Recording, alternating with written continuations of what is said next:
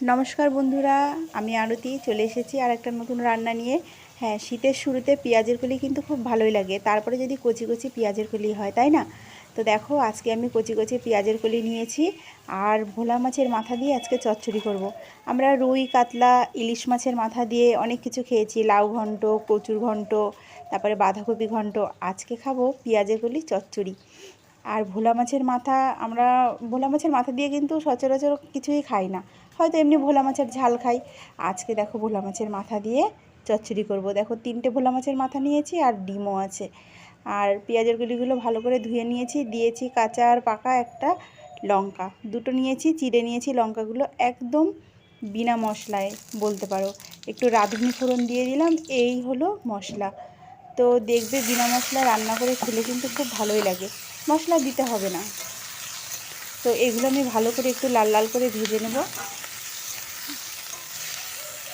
বাড়িতে খাবে দেখবে ভালোই লাগে। আর ভোলা মাছের ঝাল করলে তো কথাই নেই, ভালোই লাগে খেতে। আর আজকে ভোলা মাছের মাথা দিয়ে অন্যরকম একদম অন্যরকম একটা রান্না।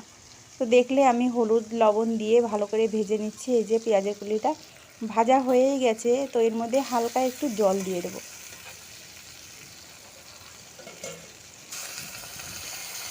দেখো হালকা একটু জল দিয়ে দিয়েছি। ভিডিওটা প্রথম থেকে শেষ পর্যন্ত দেখো, আশা করি তোমাদের অনেক ভালো লাগবে। আর কেমন হয়েছে জানাবে কিন্তু। তো ঢাকা দিয়ে দেবো, 2 মিনিট মতন ঢাকা দিয়ে রাখলেই হয়ে যাবে, বেশিটা সময় লাগবে না একদমই সিদ্ধ হতে। দেখো সিদ্ধ হয়ে জলটাও কিন্তু শুকিয়ে গেছে আর সব কিছু সিদ্ধ হয়ে গেছে। আর মাছের মাথাগুলো দিয়ে দিলাম এখন। তো মাছের মাথাগুলো একটু ভেঙে দেবো, নাহলে এর সঙ্গে মিশবে না ঠিক। তো দেখো মাছের মাথাগুলো দিয়ে আমি হালকা হাতে নেড়ে নিলাম। এখন আমি নামিয়ে ফেলবো, হয়েই গেছে।